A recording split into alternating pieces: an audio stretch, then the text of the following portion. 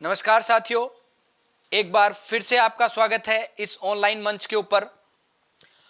आज question answer की जो श्रृंखला है उसके अंदर अपन करने जा रहे हैं कंप्यूटर का जो बेसिक फंडामेंटल है, इनपुट आउटपुट और मेमोरी वाला जो पोर्शन है उससे रिलेटेड कुछ क्वेश्चन करने जा रहे हैं। तो ध्यान से देखना इन सारे क्वेश्चनों को। राजस्थान पुलिस के लिए और दिल्ली पुलिस के लिए ये बहुत ही अच्छे क्वेश्चन है। दोनों में इनसे काफ़ी क्वेश्चन आपको वहाँ पे पेपर में मिल जाएंगे। तो इनपुट आउटपुट और मेमोरी से रिलेटेड ये क्वेश्चन यहाँ पे अपन करने जा रहे हैं और सारे के सारे अच्छे लेवल के क्वेश्चन हैं। तो ध्यान से देखना ताकि आपको इसका फायदा मिल सके। तो ज़्यादा समय नहीं लेते हुए अपने पहले क्वेश्चन के ऊपर चलते हैं। फर्स्ट क्वेश्चन है अपना, दो प्रकार के आउटपुट डिवाइस कौन से हैं। यहाँ पे आपसे पूछा गया है कि दो आउटपुट डिवाइस कौन से हैं। दो आउटपुट डिवाइस कौन से हैं। पहला ऑप्शन मिला है आपको मॉनिटर और प्रिंटर। पहला ऑप्शन क्या मिला है? मॉनिटर और प्रिंटर। दूसरा ऑप्शन मिला है विंडोज 2000 एंड विंडोज NT। तीसरा ऑप्शन मिला है कीबोर्ड और माउस। चौथा ऑप्शन मिला है सभी। तो आपसे यहां पूछा गया है कि दो प्रकार के आउटपुट डिवाइस कौन से हैं। मतलब आपको दो आउटपुट डिवाइस बताने हैं। क्या बताने हैं? दो आउटपुट डिवाइस आपको बताने हैं। तो पहले ऑप्शन के ऊपर चलते हैं। आपके पास एक शब्द लिखा है मॉनिटर। क्या लिखा है? मॉनिटर। और दूसरा लिखा है प्रिंटर। क्या लिखा है? मॉनिटर और प्रिंटर। जैसा कि आपको पता है आउटपुट जो होते हैं, आउटपुट, उनमें सबसे पहला जो मुख्य आउटपुट डिवाइस माना जाता है वो माना जाता है मॉनिटर। क्या माना जाता है? मॉनिटर। मॉनिटर के बाद कौन सा आता है आपका? मॉनिटर के बाद आता है दूसरा आउटपुट डिवाइस प्रिंटर। क्या आउटपुट डिवाइस आता है? प्रिंटर। तो ये दोनों मॉनिटर और प्रिंटर दोनों किस में आते हैं? आउटपुट डिवाइस में आते हैं। इसका मतलब पहला ही क्वेश्चन पहला ही ऑप्शन आपका क्या हो जाता है? राइट हो जाता है। मॉनिटर भी यहाँ पे क्या है? आउटपुट डिवाइस है। और प्रिंटर भी क्या है? यहाँ पे आउटपुट डिवाइस है। दूसरा ऑप्शन मिला है विंडोज 2000 और विंडोज NT। ये क्या चीज है भाई? तो विंडोज 2000 और विंडोज NT ये दोनों क्या है? ये दोनों ऑपरेटिंग सिस्टम है। ये दोनों क्या है? OS है, ऑपरेटिंग सिस्टम है। विंडोज 2000 और विंडोज NT दोनों क्या है? ऑपरेटिंग सिस्टम माने जाते हैं। आपके कंप्यूटर को चलाने वाले जो सॉफ्टवेयर होते हैं, सिस्टम सॉफ्टवेयर होते हैं, उन्हें ऑपरेटिंग सिस्टम कहा जाता है। तो हार्डवेयर और यूजर के बीच जो इंटरफेस प्रदान करते हैं उन्हें ऑपरेटिंग सिस्टम के नाम से जाना जाता है। विंडोज 2000 और विंडोज NT के हैं आपके ऑपरेटिंग सिस्टम है। जैसे कि आपके ऑपरेटिंग सिस्टम कौन से हैं? Windows XP, Windows Vista, Windows 7, Windows 8, Windows 10। ये क्या है? सारे ऑपरेटिंग सिस्टम के प्रकार हैं। तो उन्हीं में से दो भाग है, विंडोज 2000 और विंडोज NT।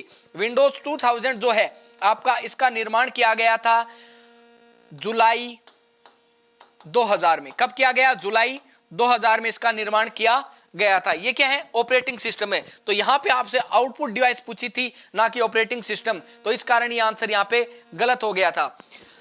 तीसरा ऑप्शन है कीबोर्ड और माउस। जैसे आउटपुट में मॉनिटर और प्रिंटर मेन आउटपुट डिवाइस आते हैं, उसी प्रकार से आपके इनपुट जो है, इनपुट उपकरण है, उनमें दो मुख्य डिवाइस आती हैं, कीबोर्ड और माउस। दो इनपुट डिवाइस मानी जाती हैं, कीबोर्ड और माउस। सबसे महत्वपूर्ण जो आपके कंप्यूटर सिस्टम यूनिट से जुड़ी हुई रहती हैं। कीबोर्ड जो बटनों वाला जो भाग होता है जिसके द्वारा आप कोई भी टेक्स्ट वगैरह इनपुट करते हैं, और माउस जो कर्सर के द्वारा आपके CPU को या आपकी स्क्रीन को कंट्रोल करता है। तो ये दोनों के दोनों ऑप्शन कैसे हैं? इनपुट डिवाइस है। और यहां पे पूछा आउटपुट, तो ये ऑप्शन भी खत्म हो जाता है। और चौथा ऑप्शन है ये सभी। तो जब ये दोनों गलत हो गए तो इसका तो कोई मतलब ही नहीं बनता। तो पहला जो क्वेश्चन है उसका पहला ही ऑप्शन क्या है? राइट है। मॉनिटर और प्रिंटर आपके आउटपुट डिवाइस माने जाते हैं। चलते हैं नेक्स्ट क्वेश्चन पे। निम्नलिखित में से कौन सा आउटपुट डिवाइस है? फिर से वही चीज आ गई, आपसे पूछ लिया गया है आउटपुट डिवाइस का नाम बताइए। आउटपुट डिवाइस का नाम बताइए। तो आउटपुट में सबसे पहले आता है आपका मॉनिटर, फिर आता है प्रिंटर, मॉनिटर, प्रिंटर के बाद में आता है स्पीकर, स्पीकर। तो इस प्रकार से ये तीन क्या है, मुख्य आउटपुट डिवाइस मानी जाती हैं। तो मुख्य आउटपुट डिवाइस के रूप में मॉनिटर, प्रिंटर और स्पीकर माने जाते हैं। तो आपसे यहां भी यही चीज पूछी गई है कि आउटपुट डिवाइस कौन सा है। तो माउस है क्या, माउस अपन ने देखा अभी इनपुट डिवाइस है, तो यहां से ये ऑप्शन कैंसिल हो जाता है। स्कैनर क्या है, स्कैनर क्या है भाई, स्कैनर आप जाते हो कहीं पे भी, कोई भी अपना फॉर्म वगैरह फिल कराते हो तो अपने डॉक्यूमेंट स्कैन कराते हो, तो डॉक्यूमेंट क्या है, आप हार्ड कॉपी देते हो और हार्ड कॉपी को उसमें सॉफ्ट कॉपी में बदला जाता है। तो ऐसी इलेक्ट्रॉनिक मशीन जो हार्ड कॉपी को सॉफ्ट कॉपी में बदलने का कार्य करती है, स्कैनर कहलाती है। क्या कहलाती है, स्कैनर। और स्कैनर हमेशा क्या करता है, इनपुट का कार्य करता है। किसका कार्य करता है, इनपुट का। किसका कार्य करता है, इनपुट का कार्य करता है। तो यहां से ये ऑप्शन भी क्या हो जाता है, कैंसिल हो जाता है। तीसरा ऑप्शन मिलता है आपको प्रिंटर। और अभी अपन ने बात की है आपके आउटपुट डिवाइस की, मुख्य आउटपुट डिवाइस मॉनिटर, प्रिंटर और स्पीकर। तो ऑप्शन भी आपको सी मिला है, प्रिंटर। इसका मतलब सी ऑप्शन इसका राइट आंसर हो जाता है। तो दूसरे क्वेश्चन का अपना राइट आंसर क्या होता है, प्रिंटर। तो आउटपुट डिवाइस में याद रखना आपको हमेशा मॉनिटर, प्रिंटर और स्पीकर मुख्य रूप से पूछे जाते हैं। ये तीन कमांडिंग आउटपुट डिवाइस माने जाते हैं। अब चलते हैं नेक्स्ट क्वेश्चन के ऊपर। निम्नलिखित में से कौन सा डिवाइस उच्चतम गुणवत्ता वाली आउटपुट देता है। मतलब यहां पे आपसे पूछा गया है कि कौन सा आउटपुट डिवाइस है जो प्रिंट देने का काम करता है, और प्रिंट भी कैसा, हाई क्वालिटी प्रिंट भी कैसा, हाई क्वालिटी प्रिंट। तो पहली चीज तो उच्चतम यानी हाई क्वालिटी, और आउटपुट, फिर से वही चीज आ रही है, आउटपुट मतलब मॉनिटर, प्रिंटर, स्पीकर। तो दूसरा ऑप्शन क्या है अपना, प्रिंटर का है। दूसरा आउटपुट डिवाइस क्या है, प्रिंटर है। तो आपसे यही पूछा है कि कौन सा प्रिंटर हाई क्वालिटी, उच्च गुणवत्ता वाला प्रिंट देता है। तो इंपैक्ट प्रिंटर, सबसे पहला ऑप्शन मिलता है इंपैक्ट प्रिंटर। तो पहली चीज तो आपको यह पता होना चाहिए कि इंपैक्ट का अर्थ क्या होता है, what is the mean of impact. Impact का मतलब क्या होता है, तो इंपैक्ट का मतलब होता है कि ऐसा प्रिंटर जो अपना प्रभाव छोड़ता हो। प्रभाव का मतलब ऐसा प्रिंटर जिसमें हथौड़े के प्रहार से, ऐसे प्रिंटर जिसमें हथौड़े के प्रहार से कागज पर प्रिंटिंग का कार्य किया जाता है, इंपैक्ट प्रिंटर कहलाता है। तो इसमें क्या होता है, जैसे आपका टाइपराइटर है, तो टाइपराइटर कैसा है, इंपैक्ट प्रिंटर है, डेजी व्हील के नाम से जाना जाता है जिसे। उसमें क्या होता है, एक लोहे का या किसी अन्य धातु का छोटा सा अमर बना होता है, हथौड़ा बना होता है। वो हथौड़ा उठ के जाता है और रिबन पर प्रहार करता है, और रिबन पर जब प्रहार करेगा तो रिबन के नीचे कागज लगा हुआ रहता है और उस कागज पे प्रिंटिंग का कार्य करेगा। तो ऐसे प्रिंटर जो हथौड़े के प्रहार से कागज पर प्रिंटिंग का कार्य करते हैं, इंपैक्ट प्रिंटर कहलाते हैं। और याद रखना, इंपैक्ट प्रिंटर की गुणवत्ता सबसे कम होती है। तो सबसे निम्न क्वालिटी की जो प्रिंटिंग होती है वो इंपैक्ट प्रिंटर की ही होती है। इसमें इंपैक्ट प्रिंटर में सबसे ज्यादा उपयोग लिया जाता है डॉट मैट्रिक्स प्रिंटर। कौन सा, डॉट मैट्रिक्स प्रिंटर काम में लिया जाता है। कैसा प्रिंटर होता है भाई, अमूमन आप लोग सारे हॉस्पिटल जाके आ चुके होंगे, कभी ना कभी हॉस्पिटल गए होंगे। तो हॉस्पिटल में जो पर्ची बन के आती है, आप देखना हॉस्पिटल में जो पर्ची बन के आती है उसमें अक्सर छोटे छोटे बिंदुओं द्वारा बने होते हैं, छोटे छोटे बिंदुओं द्वारा, छोटे छोटे डॉट्स के द्वारा बने होते हैं। तो ऐसा प्रिंटर जो छोटे छोटे बिंदुओं के द्वारा प्रिंटिंग का कार्य करता है और निम्न क्वालिटी की प्रिंटिंग का कार्य करता है। पर्ची पे कई बार तो नाम ही समझ में नहीं आता है कि नाम किसका लिखा है, अरे अपना ही लिख के दिया है क्या। तो ऐसा प्रिंटर कौन सा होता है, डॉट मैट्रिक्स प्रिंटर होता है, जिसमें निम्न क्वालिटी का प्रिंटिंग क्वालिटी पाई जाती है। तो अपने से यहाँ तो पूछा है उच्च क्वालिटी और ये दे रहा है निम्न क्वालिटी। क्या दे रहा है, निम्न क्वालिटी, मतलब गलत हो गया ऑप्शन, हटा दो इस ऑप्शन को। तो पहला ऑप्शन इसमें हो ही नहीं सकता। दूसरा है नॉन इंपैक्ट प्रिंटर। दूसरा क्या है, नॉन इंपैक्ट प्रिंटर, यानी इसका उल्टा, ऐसा प्रिंटर जिसमें हथौड़े का प्रहार नहीं किया जाता, जिसमें किसी ठोस धातु के द्वारा प्रिंट नहीं किया जाता, जिसमें विशेष प्रकार की स्याहियों के उपयोग से उच्च गुणवत्ता वाला या हाई डेंसिटी वाला जो प्रिंट आउट है वो प्राप्त किया जाता है, उसे नॉन इंपैक्ट प्रिंटर कहा जाता है। इसमें कौन से आते हैं, आपके जो सामान्य प्रिंटर जिसे आप प्रिंटर के रूप में जानते हैं, जैसे आपकी फोटोकॉपी मशीन लेजर प्रिंटर का कार्य करती है, आपके रंगीन प्रिंट देने वाला इंकजेट प्रिंटर, इंकजेट जो प्रिंटर होता है जेट, ये प्रिंटर हमेशा क्या है, रंगीन प्रिंट देने का कार्य करता है। मोस्टली रंगीन प्रिंट किससे प्राप्त किया जाता है? इंकजेट प्रिंटर से प्राप्त किया जाता है। तो इंकजेट की एक ही परिभाषा याद रखना, ऐसा प्रिंटर जो रंगीन प्रिंट आउट देता है इंकजेट प्रिंटर कहलाता है। तो इसमें क्या है, उच्च क्वालिटी वाले, उच्च गुणवत्ता वाले प्रिंटिंग का कार्य किया जाता है। लेकिन आपको सी ऑप्शन एक और मिला है, एक ऑप्शन और क्या मिला है? सी मिला है, प्लॉटर। क्या ऑप्शन मिला है? प्लॉटर। प्लॉटर क्या होता है? एक्चुअल में प्लॉटर क्या होता है? जो सबसे अच्छी क्वालिटी का जो प्रिंट देते हैं, जैसे बड़े बड़े विज्ञापनों के जो होल्डिंग बनते हैं, बड़े बड़े कोचिंगों के जो बैनर बनते हैं, वो जिस प्रिंटर द्वारा छापे जाते हैं उसे प्लॉटर कहा जाता है। तो सबसे अच्छी क्वालिटी तो किसकी होती है? प्लॉटर की होती है। किसकी होती है? प्लॉटर की होती है। लेकिन अगर कोई छोटे प्रिंट आउट लेने हैं तो उसके लिए आप नॉन इंपैक्ट प्रिंटरों का उपयोग करते हैं। Inkjet printer, laser printer, thermal printer, electrostatic printer, electromagnetic printer, इस प्रकार के जो प्रिंटर होते हैं वो नॉन इंपैक्ट में आते हैं। लेकिन यहाँ पे अपन से पूछा है कि उच्चतम गुणवत्ता वाला आउटपुट देता है, तो उच्चतम गुणवत्ता तो किसकी हो गई भाई? प्लॉटर की हो गई। तो राइट आंसर क्या होगा आपका? प्लॉटर इसका राइट आंसर हो जाएगा। क्या होगा इसका राइट आंसर? प्लॉटर इसका राइट आंसर हो जाएगा। तो उच्चतम गुणवत्ता वाला आउटपुट कौन देता है? प्लॉटर देता है। कौन देता है?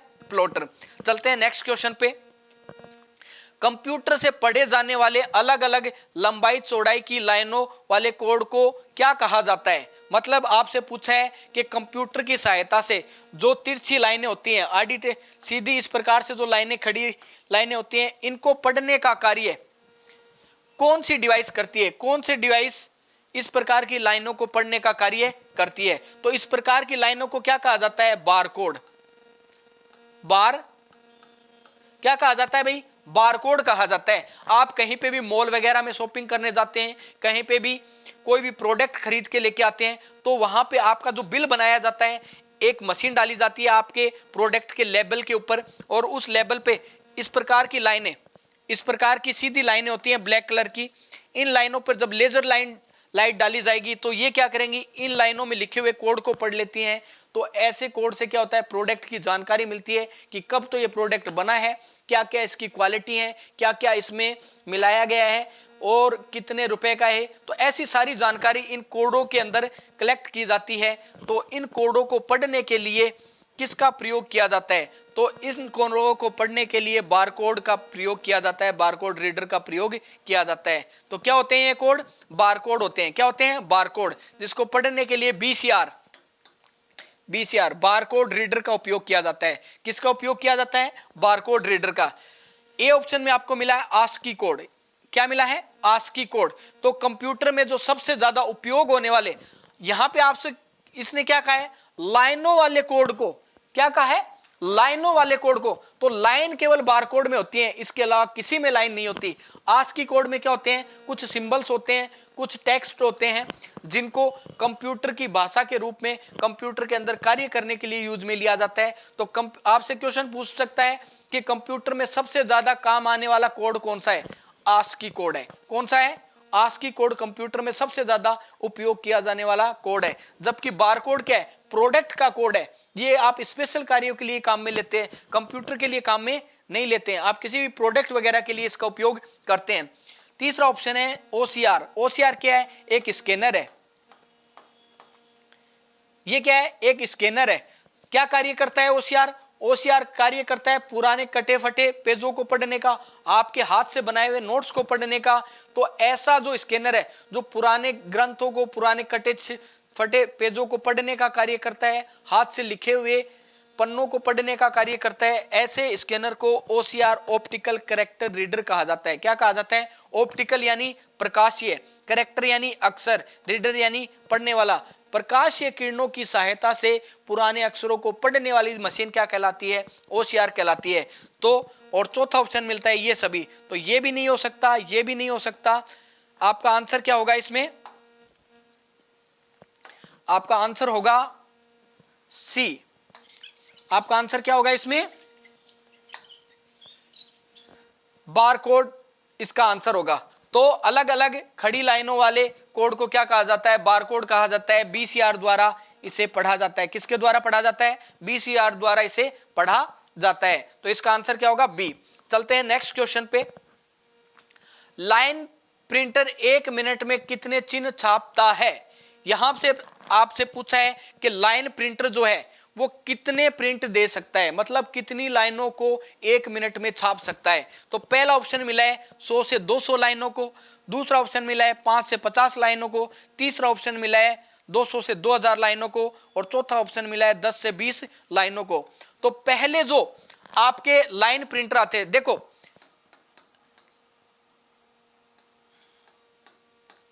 एलपीएम वाले, लाइन पर मिनट वाले, 3 प्रकार की स्पीड वाले प्रिंटर होते हैं। एलपीएम लाइन पर मिनट, सीपीएस कैरेक्टर पर सेकंड, और पीपीएम पेज पर मिनट। मतलब एक लाइन को छापने वाले प्रिंटर, एक पूरी लाइन को छापने वाले प्रिंटर, एक एक अक्षरों को छापने वाला प्रिंटर, और एक पूरे पेज को छापने वाला प्रिंटर।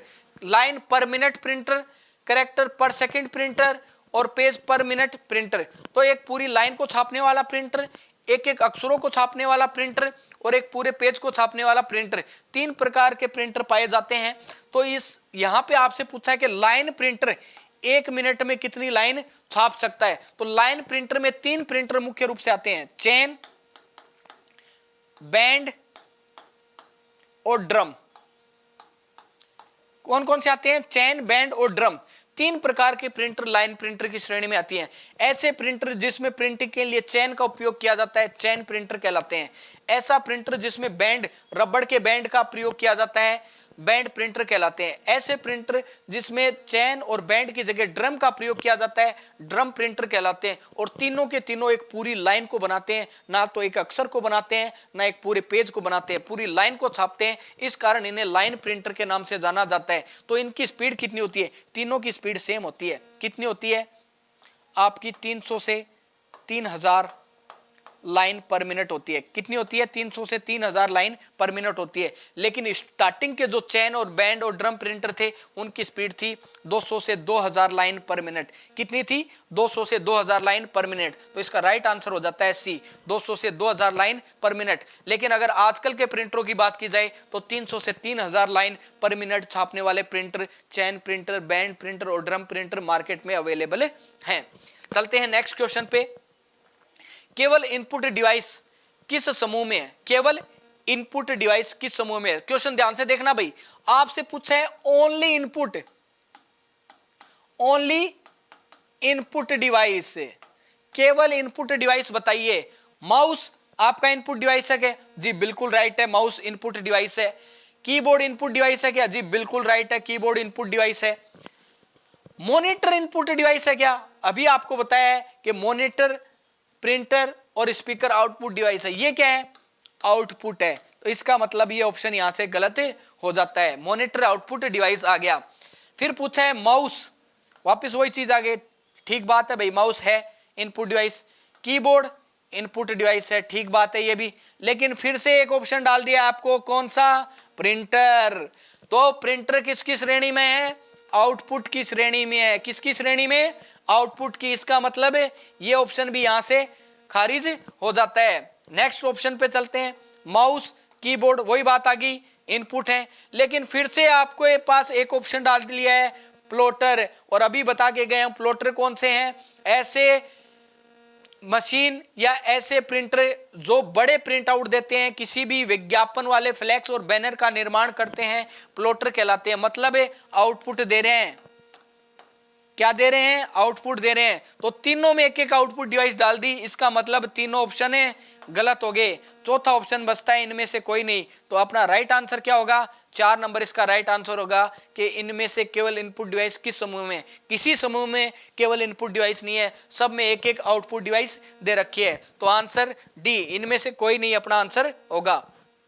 नेक्स्ट क्वेश्चन, सिलेक्ट या हाईलाइट करने के लिए किसका प्रयोग किया जाता है? सिलेक्ट और हाईलाइट करने के लिए किसका प्रयोग किया जाता है? आपसे पूछा है किसी भी टेक्स्ट को सिलेक्ट करना। मान लीजिए टेक्स्ट है, मैंने इसको सिलेक्ट किया, सिलेक्ट करना और इसे हाईलाइट करना। इसे हाईलाइट करना किसके द्वारा संभव किया जाता है? किसके प्रयोग से इसे हाईलाइट भी किया जा सकता है और सिलेक्ट भी किया जा सकता है? कीबोर्ड से किया जा सकता है क्या? पहला ऑप्शन मिला है कीबोर्ड से। कीबोर्ड से आप क्या कर सकते हो? केवल टाइप कर सकते हो, केवल टाइप कर सकते हो कीबोर्ड से। लेकिन उसे हाईलाइट नहीं कर सकते। हार्ड डिस्क से कर सकते हो गया, हार्ड डिस्क के क्या है, स्टोरेज है,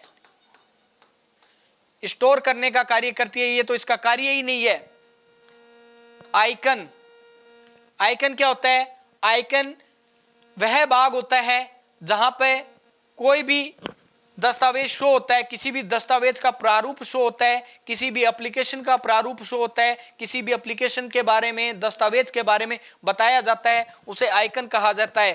तो टेक्स्ट को हाईलाइट और टाइप करने के लिए आप आइकन का उपयोग नहीं करते हैं, तो इसमें क्या हो गया, आइकन भी इसका आंसर नहीं हो सकता।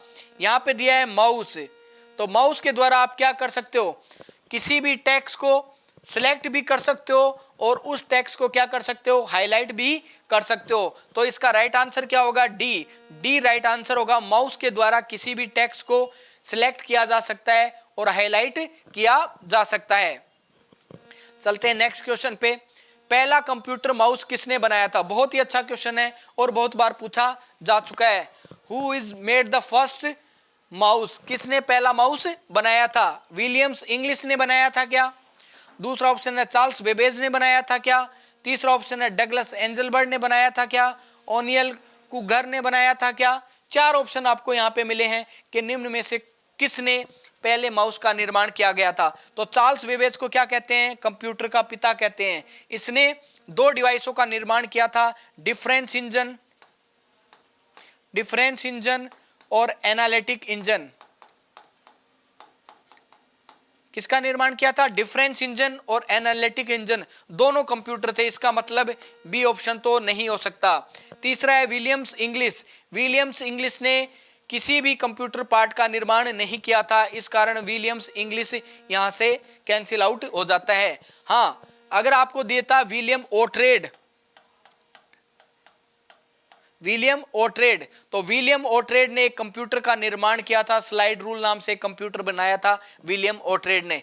तीसरा ऑप्शन मिलता है डगलस एंजलबर्ट, डगलस एंजलबर्ट। तो राइट आंसर क्या है इसका, सी, डगलस एंजलबर्ट द्वारा पहला कंप्यूटर माउस बनाया गया था। 1964 में पहला कंप्यूटर माउस डगलस एंजलबर्ट द्वारा बनाया गया और ये डगलस एंजलबर्ट ही था जिसने यूनिवर्सिटी ऑफ कैलिफोर्निया और यूनिवर्सिटी ऑफ टेक्सास के साथ मिलकर पहली बार टेक्स्ट मैसेज का आदान प्रदान किया था। पहली बार इंटरनेट के माध्यम से टेक्स्ट मैसेज भेजने का कार्य डगलस एंजलबर्ट के द्वारा दो यूनिवर्सिटियों के वैज्ञानिकों के साथ मिलकर किया गया था। तो राइट आंसर क्या हो जाएगा, सी इसका राइट आंसर होगा कि पहले कंप्यूटर माउस का निर्माण किसने किया, पहले कंप्यूटर माउस का निर्माण डगलस एंजलबर्ट ने किया। चलते हैं नेक्स्ट क्वेश्चन पे। सेकेंडरी स्टोरेज मीडिया से हार्ड डिस्क में किसी भी प्रोग्राम को कॉपी करने की प्रक्रिया क्या कहलाती है। मतलब यहाँ पे क्या कहा गया है, अगर आपने इंटरनेट के माध्यम से कोई फाइल अपने कंप्यूटर में सेव की है, हार्ड डिस्क में कोई फाइल सेव की है या पहले से आपके हार्ड डिस्क में कोई फाइल है, तो उसे रैम के ऊपर लोड करने की प्रक्रिया, कंप्यूटर में लोड करने की प्रक्रिया क्या कहलाती है, डाउनलोड कहलाती है क्या? डाउनलोड क्या होता है, इंटरनेट से कंप्यूटर में कोई भी फाइल ग्रहण करना, इंटरनेट से कंप्यूटर में कोई भी फाइल को संग्रहित करना क्या कहलाता है, डाउनलोड कहलाता है। तो यहाँ पे आपसे पूछा है हार्ड डिस्क से, इंटरनेट का तो नाम ही नहीं लिया इसने, तो इसका मतलब है पहला ऑप्शन गलत हो जाता है। दूसरा मतलब है स्टोरेज, दूसरा ऑप्शन क्या है, स्टोरेज। स्टोरेज में तो सारी चीजें आ जाती हैं। हार्ड डिस्क में कोई भी चीज आपकी परमानेंट स्टोरेज में कोई भी चीज सेव करने की प्रक्रिया क्या कहलाती है, स्टोरेज कहलाती है। तो इसने यहाँ पे पूछा है हार्ड डिस्क से सॉफ्टवेयर प्रोग्राम करने की प्रक्रिया, तो हार्ड डिस्क से बोला है इसने, ना कि हार्ड डिस्क में बोला है। तो हार्ड डिस्क से कॉपी करने की प्रक्रिया स्टोरेज हो सकती है क्या, नहीं हो सकती। तो दूसरा ऑप्शन भी कैंसिल आउट हो गया। तीसरा ऑप्शन मिलता है अपलोड। तीसरा ऑप्शन क्या मिलता है, अपलोड, यानी कंप्यूटर से इंटरनेट को कुछ देना, कंप्यूटर से इंटरनेट को कुछ देना, अपने कंप्यूटर से इंटरनेट पर कुछ जानकारी को आप संग्रहित करते हो, उस प्रक्रिया को बोला जाता है अपलोड। क्या बोला जाता है, अपलोड बोला जाता है। तो इसका सी ऑप्शन भी क्या हो जाता है, कैंसिल आउट हो जाता है। लास्ट ऑप्शन बचता है इंस्टॉलेशन। इसका मतलब क्या होता है, हार्ड डिस्क से कंप्यूटर में कोई प्रोग्राम कॉपी करने की प्रक्रिया क्या कहलाती है, इंस्टॉलेशन कहलाती है। कि आप मोबाइल में क्या करते हो, प्ले स्टोर से विभिन्न प्रकार की फाइलों को क्या करते हो, डाउनलोड करते हो और डाउनलोड करने के बाद में उस एप्लीकेशन को प्रयोग करने के लिए उसे इंस्टॉल करते हो। तो कंप्यूटर में भी प्रयोग करने के लिए क्या किया जाता है, इंस्टॉलेशन का प्रोग्राम किया जाता है। तो हार्ड डिस्क से प्रोग्राम कॉपी करने की प्रक्रिया क्या कहलाती है, इंस्टॉलेशन कहलाती है। चलते हैं नेक्स्ट क्वेश्चन पे। रैंडम एक्सेस मेमोरी किसे कहा जाता है? बहुत ही सिंपल क्वेश्चन है, सामान्य सा क्वेश्चन है। आई थिंक सभी बच्चों को इसका आंसर आता होगा कि रैंडम एक्सेस यानी रैंडम यानी यादृच्छिक। जैसे मान लीजिए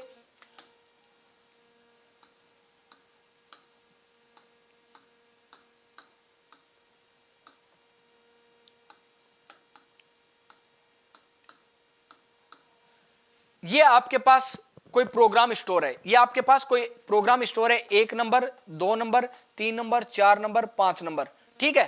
तो आपके कंप्यूटर को आदेश मिला कि मुझे डी सेक्शन से 4 नंबर डेटा चाहिए, डी सेक्शन से 4 नंबर डेटा चाहिए। तो जिस डेटा की आपको आवश्यकता है, जिस भी प्रोग्राम की आवश्यकता है, जिस भाग से आवश्यकता है, आप वहीं से वो प्रोग्राम क्या करते हैं, सीधा निकाल लेते हैं। सीधा निकालने की प्रक्रिया, उस प्रोग्राम को परफॉर्म कराने की प्रक्रिया क्या कहलाती है, रैंडम एक्सेस कहलाती है, यादृच्छिक। जिस भी चीज की आपको आवश्यकता है, जिस भी प्रोग्राम को आपको एग्जीक्यूट करना है, आप उसी प्रोग्राम पे कार्य करते हैं। इस प्रक्रिया को रैंडम एक्सेस कहा जाता है। जबकि एक दूसरी चीज होती है सीक्वेंशियल एक्सेस, मतलब अगर आपको 4 नंबर की आवश्यकता है तो पहले 1 से गुजरना पड़ेगा, फिर 2 से, फिर 3 से, फिर 4 से, मतलब आपको ये 3 प्रोग्रामों का उपयोग भी करना पड़ेगा। इस चीज को बोला जाता है सीक्वेंशियल एक्सेस। तो रैम क्या करती है, रैम हमेशा उसी प्रोग्राम पे काम करती है जो चाहिए होता है, जिसकी आवश्यकता होती है। तो इसका आंसर क्या हो जाएगा, रैंडम एक्सेस मेमोरी किसे कहा जाता है, रैम को कहा जाता है। किसे कहा जाता है, रैम को। ये मेन मेमोरी होती है भाई, मेन मेमोरी होती है, इसके बिना कंप्यूटर को नहीं चलाया जा सकता। प्राथमिक मेमोरी के बिना कंप्यूटर कार्य नहीं कर सकता है। जबकि रोम क्या है, रोम में बायोस, रोम में बायोस वाले प्रोग्राम स्टोर रहते हैं। तो आपसे क्वेश्चन पूछा जाता है कि कंप्यूटर को चालू करने वाले, स्टार्ट करने वाले प्रोग्राम कहां पाए जाते हैं, रोम में पाए जाते हैं। रोम क्या होती है, स्थायी होती है, स्थायी मेमोरी होती है। प्राथमिक मेमोरी में अगर कोई स्थायी मेमोरी है तो वो रोम है, जबकि रैम क्या है, अस्थायी है। जब तक कंप्यूटर चालू है तब तक डेटा उसके पास रहेगा, जैसे ही कंप्यूटर ऑफ हुआ डेटा ऑटोमेटिकली डिलीट हो जाता है। तीसरा ऑप्शन है आपके पास पी रोम। किसका भाग है, रोम का ही भाग है, रोम का ही भाग है, जो बेसिक इनपुट आउटपुट सिस्टम वाले प्रोग्रामों को अपने पास रखता है। और चौथा ऑप्शन है ये सभी। तो ये सभी तो नहीं हो सकता क्योंकि उसमें रोम के 2 भाग आ रहे हैं। तो इसका आंसर क्या हो जाता है, रैम, रैंडम एक्सेस मेमोरी इसका आंसर हो जाता है। चलते हैं नेक्स्ट क्वेश्चन पे। कंप्यूटर की इनबिल्ट मेमोरी कौन सी है? कंप्यूटर की इनबिल्ट, इनबिल्ट का मतलब है जो पहले से मौजूद हो, इनबिल्ट मतलब है पहले से मौजूद हो, आंतरिक मेमोरी जो हो वो कौन सी है, इनबिल्ट। मतलब आप कभी भी सीपीयू खोल के देखना, उसमें एक ग्रीन कलर की प्लेट आती है, उस ग्रीन कलर की प्लेट पे पहले से कोई फिक्स मेमोरी आती है, उसे कहा जाता है रोम। क्या कहा जाता है, रोम। तो इनबिल्ट मेमोरी के बारे में पूछा है, कंप्यूटर की इनबिल्ट मेमोरी कौन सी है? तो रैम है क्या, इनबिल्ट नहीं, रैम को अलग से स्लॉट में जोड़ा जाता है। ई रैम है क्या, कोई प्रकार ही नहीं होता ई रैम। तो ई रोम है क्या, ई रोम किसका भाग है, रोम का भाग है। किसका भाग है, रोम का। रोम का ही वर्जन क्या है, ई रोम है। तो आपका राइट आंसर क्या हो जाता है, सी हो जाता है। तो इनबिल्ट जो मेमोरी होती है, कभी भी आप कंप्यूटर लेके आओगे तो इनबिल्ट मेमोरी के रूप में आपको मदरबोर्ड पे पहले से फिक्स जो मेमोरी मिलती है वो रोम मिलती है। तो जब रोम को बनाया जाता है तभी इसमें कंप्यूटर को चालू करने वाले प्रोग्राम डाल दिए जाते हैं। इस कारण इसे read only memory,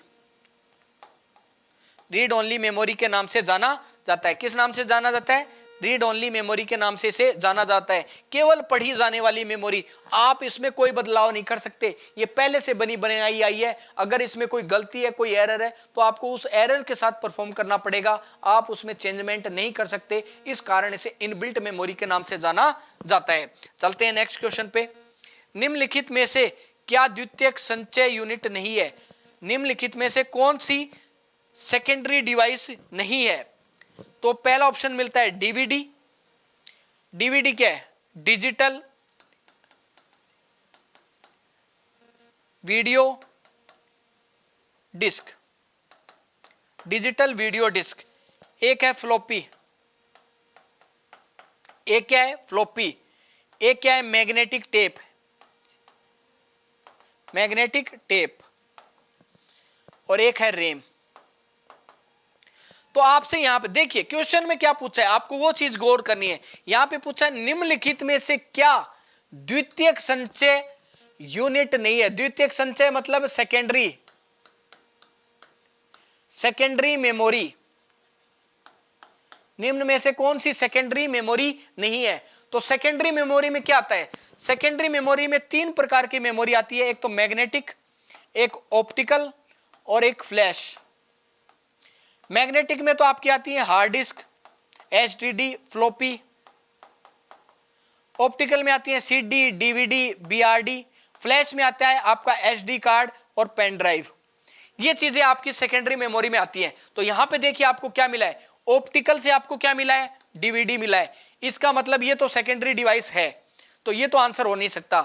floppy, magnetic से क्या मिला है आपको, फ्लॉपी मिला है, ये भी सेकेंडरी डिवाइस है। मैग्नेटिक आपको यहां पे लिखा है मैग्नेटिक यानी चुंबकीय टेप। चुंबकीय टेप कौन सी होती है? आपकी जो पुरानी कैसेटें आती है ना रील वाली, वीसीआर वाली, उनमें क्या होता है, एक प्लास्टिक की टेप होती है जिसपे आयरन ऑक्साइड से चुंबकीय गुण पैदा किए जाते हैं जिससे डेटा स्टोर किया जाता है। तो ऐसी मेमोरी को चुंबकीय टेप मेमोरी कहा जाता है। ये भी क्या है, परमानेंट डेटा सेव करने के लिए। इसका मतलब ये भी सेकेंडरी डिवाइस का उदाहरण है। तो यहाँ पे अपन से पूछा है सेकेंडरी डिवाइस कौन सी नहीं है, तो यहाँ पे लास्ट ऑप्शन बचता है रैम। रैम क्या आपको पता है, प्राइमरी मेमोरी है। कैसी मेमोरी है? प्राइमरी मेमोरी है, प्राथमिक मेमोरी है। तो इसका राइट आंसर क्या हो जाएगा, डी, द्वितीयक संचय इकाई नहीं है। चलते हैं नेक्स्ट क्वेश्चन पे। यूएसबी संग्रह यूनिट का कौन सा प्रकार है? यूएसबी, यहां पे एक नाम दिया है USB storage. USB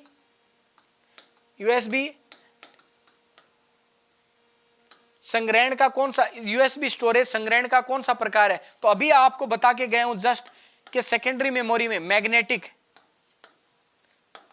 magnetic disk, optical disc और फ्लैश डिस्क। तो फ्लैश डिस्क में क्या आती है आपका, एक तो एसडी कार्ड आता है, एक पेन ड्राइव आती है। क्या आता है, पेन ड्राइव। तो फ्लैश यानी मैग्नेटिक यानी चुंबकीय तरंगों की सहायता से पढ़ी और लिखी जाने वाली मेमोरी। ऑप्टिकल यानी प्रकाशीय किरणों की सहायता से पढ़ी जाने वाली मेमोरी। और फ्लैश मेमोरी विद्युतीय तरंगों की सहायता से, आपके कंप्यूटर में लाइट की सहायता से ही सारा कार्य किया जाता है। तो फ्लैश मेमोरी क्या होती है, लाइट की सहायता से, विद्युत तरंगों की सहायता से कार्य की जाने वाली मेमोरी होती है। इसमें आता है एसडी कार्ड यानी मेमोरी कार्ड। मेमोरी कार्ड के है एक सेकेंडरी स्टोरेज डिवाइस है। एक आवा पेन ड्राइव, और थानबेरो है कि पेन ड्राइव क्या में लागे, पेन ड्राइव हमेशा यूएसबी पोर्ट में लागे। किस में लगती है, यूएसबी पोर्ट में। तो आपसे यही पूछा है यूएसबी स्टोरेज के अंदर कौन सी डिवाइस आती है, यूएसबी स्टोरेज किस प्रकार का स्टोरेज है।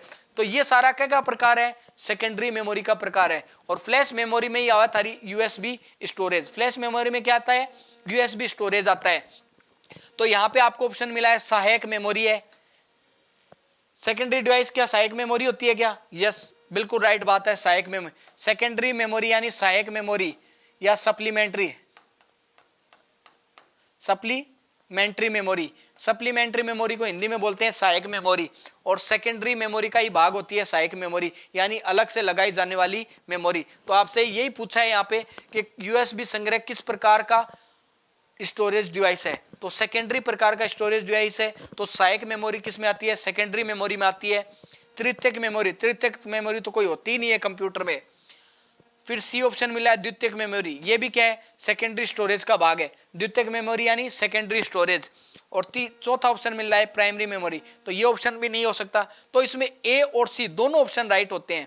इसमें दोनों ऑप्शन राइट है, यानी सहायक मेमोरी को भी सेकेंडरी मेमोरी के नाम से जाना जाता है, द्वितीयक मेमोरी को भी सेकेंडरी मेमोरी के नाम से जाना जाता है। और सेकेंडरी मेमोरी यूएसबी संग्रहण का माध्यम होती है। तो यूएसबी स्टोरेज हमेशा सेकेंडरी मेमोरी का पार्ट होता है। तो इसमें ए और सी दोनों आंसर राइट होंगे। कौन से, ए एंड सी दोनों इसके राइट आंसर है।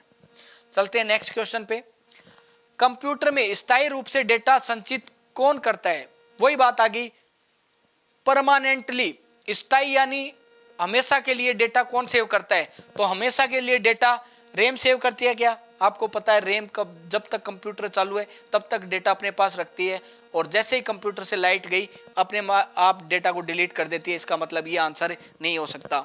रोम, रोम में क्या होता है आपको पता है, मदरबोर्ड पे पहले से एक परमानेंट मेमोरी फिक्स आती है। परमानेंट यानी स्थाई, अटे पूछो क्या है स्थाई, परमानेंट यानी स्थाई, और पूछो भी स्थाई है, को मतलब रोम आंसर होगा। एएलयू के मेमोरी है कि एएलयू तो सीपीयू को पार्ट है, किसका पार्ट है, सीपीयू का पार्ट है। तो ये क्या हो गया, यहां से ये ऑप्शन भी क्या हो गया, कैंसिल आउट हो गया। चौथा ऑप्शन है कैश मेमोरी। कैश मेमोरी किस में आती है, प्राइमरी में आती है, और प्राइमरी मतलब अस्थायी मेमोरी। रैम के साथ जो दूसरी मेमोरी आती है, कैश मेमोरी क्या होती है, आपका सीपीयू और रैम, इन दोनों के बीच में कैश लगी रहती है, इधर से डेटा लेती है, इधर से डेटा लेती है, और जब तक कंप्यूटर चालू है तब तक डेटा रखती है, और जैसे ही कंप्यूटर ऑफ हुआ डेटा डिलीट कर देती है। मतलब रैम की भाण है दूसरी कैश मेमोरी, मतलब अस्थायी मेमोरी है। तो यह भी कौन है उसका, तो राइट आंसर क्या होगा, स्थायी रूप से रोम इसका राइट आंसर होगा। चलते हैं नेक्स्ट क्वेश्चन पे। सीपीयू का भाग कौन नहीं है, सीपीयू का कौन सा भाग नहीं है, तो आपको बताया था सीपीयू के 3 भाग होते हैं भाई। सीपीयू के क्या होते हैं, 3 भाग होते हैं। एक तो होता है रजिस्टर, एक होता है सीयू यूनिट, एक होता है एएलयू यूनिट। सीपीयू के केवल 3 ही भाग होते हैं, रजिस्टर मेमोरी इकाई, सीयू कंट्रोल यूनिट, और एएलयू अर्थमेटिक लॉजिक यूनिट गणना यूनिट। 3 ही भाग होते हैं। तो आपसे पूछा भी यही है, सीपीयू का भाग नहीं है। एएलयू है क्या, आपको दिखाई दे रहा है क्या, पहला ऑप्शन है एएलयू। एएलयू है क्या सीपीयू में, है भाई, इसको मतलब यो राइट आंसर कौन है उसका। रैम है कि इनमें रैम कड़े दिखाई दे रही है क्या, कहीं पे भी आपको रैम दिखाई दे रही है क्या, नहीं दे रही, क्यों, आपको तो सिर्फ 3 ही चीज दिखाई दे रहे हैं, रजिस्टर सीयू एएलयू। इसका मतलब रैम क्या होगा, इसका राइट आंसर होगा। सीपीयू का भाग कौन नहीं है, रैम नहीं है। डिकोड यूनिट, सीपीयू में कोई भी कार्य होता है तो वो सबसे पहले डिकोड होता है। डिकोड मतलब मानव भाषा को मशीन भाषा में, मशीन भाषा को मानव भाषा में बदला जाता है 0-1 में। जैसे आपने ए लिखा तो कंप्यूटर ए नहीं समझता है, इसे 0-1 में बदलेगा, मानव भाषा को मशीन भाषा में बदलेगा, और अपन 0-1 को नहीं समझते तो वापस मानव भाषा में बदलेंगे। इस प्रक्रिया को कहा जाता है डिकोड यूनिट, यानी डिकोड करना। और चौथा ऑप्शन है फैच यूनिट। फैच यूनिट यानी डेटा ग्रहण करना। तो सीपीयू क्या करता है, डेटा ग्रहण करता है। तो सीपीयू डेटा किससे ग्रहण करता है, आपके एएलयू भाग में गणना होती है, सीयू भाग द्वारा कंट्रोल होता है, और रजिस्टर भाग द्वारा क्या किया जाता है, डेटा को ग्रहण किया जाता है। तो ये भी आंसर नहीं हो सकता, ये भी नहीं हो सकता। तो राइट आंसर क्या होगा, रैम। रैम क्या है, सिस्टम यूनिट का भाग है। किसका भाग है, सिस्टम यूनिट का। सिस्टम यूनिट का भाग कौन होता है, रैम होता है। सिस्टम यूनिट का भाग रैम कहलाता है। चलते हैं नेक्स्ट क्वेश्चन पे। यूएसबी का पूरा नाम सबको पता है, यूएसबी, यू मानी यूनिवर्सल, एस मानी सीरियल, और बी यानी बस, यूनिवर्सल सीरियल बस। तो यूएसबी की फुल फॉर्म क्या है, यूनिवर्सल सीरियल बस। सी इसका राइट आंसर होता है, यूनिवर्सल सीरियल बस। यूनिक स्टैटिक बेस, ये नहीं होता। यूजर सिस्टम बोर्ड, ये नहीं होता। यूनिक सिस्टमेटिक बस, ये नहीं होता। सिस्टमेटिक नहीं होता, सीरियल बस होता है। इस कारण इसका आंसर क्या होता है, सी इसका राइट आंसर होता है। यूनिवर्सल सीरियल बस यूएसबी की फुल फॉर्म होती है। चलते हैं नेक्स्ट क्वेश्चन में। अंग्रेजी भाषा के समान उच्च स्तरीय कंप्यूटर भाषा कौन सी है। आपसे पूछा है high level language, HHL, high level language. High level language पूछी है कि अंग्रेजी भाषा के समान कौन सी हाई लेवल लैंग्वेज है। तो सी जो भाषा है वो कैसी है, MLL है, मिड लेवल लैंग्वेज है। सी भाषा क्या है, मिड लेवल लैंग्वेज है, मध्यम लो लेवल लैंग्वेज है। तो पहला ऑप्शन तो हो ही नहीं सकता। यहाँ पे तो HLL पूछी है, हाई लेवल लैंग्वेज पूछी है, और सी क्या है, मध्यम लेवल लैंग्वेज है। तो ये ऑप्शन नहीं हो सकता। दूसरा ऑप्शन है C++। दूसरा ऑप्शन क्या है, C++। ये क्या है, HLL है, हाई लेवल। ये क्या है, HLL है, हाई लेवल लैंग्वेज है। तो सी क्या है, हाई लेवल लैंग्वेज है। लेकिन इसने क्या कहा है, उच्च स्तरीय कंप्यूटर भाषा के साथ कैसी भाषा है, अंग्रेजी भाषा के समान है। तो जबकि सी क्या है, अंग्रेजी भाषा के समान नहीं है। ये क्या है, एक ऑब्जेक्ट ओरिएंटेड भाषा है। क्या है, ऑब्जेक्ट ओरिएंटेड भाषा है, जिसमें अंग्रेजी के वर्ड भी आते हैं, सिंबल्स भी आते हैं, बहुत सारी चीजें आती हैं। इस कारण ये आंसर नहीं हो सकता है। तीसरा है कोबोल। कोबोल भी क्या है, हाई लेवल लैंग्वेज है। कैसी है, हाई लेवल लैंग्वेज है। कोबोल को व्यापारिक भाषा के नाम से जाना जाता है। किस भाषा के नाम से जाना जाता है? व्यापारिक भाषा के नाम से जाना जाता है। तो व्यापार किससे में किया जाता है? अंग्रेजी भाषा में किया जाता है। इस कारण को बोल क्या हो गई? आपकी अंग्रेजी भाषा के समान उच्च स्तरीय भाषा हो गई, हाई लेवल लैंग्वेज हो गई। पास्कल क्या है? पास्कल एक शिक्षा के क्षेत्र की, पास्कल क्या है? पास्कल भी हाई लेवल लैंग्वेज है, हाई लेवल लैंग्वेज है, लेकिन इसका उपयोग कहाँ किया जाता है? शिक्षा के क्षेत्र में किया जाता है, और शिक्षा में विभिन्न प्रकार की चीजें आती हैं। तो ये कुछ क्वेश्चन थे जो आज अपन लोगों ने किए हैं। आशा करता हूं आपको समझ में आया होगा। जय हिंद, जय भारत।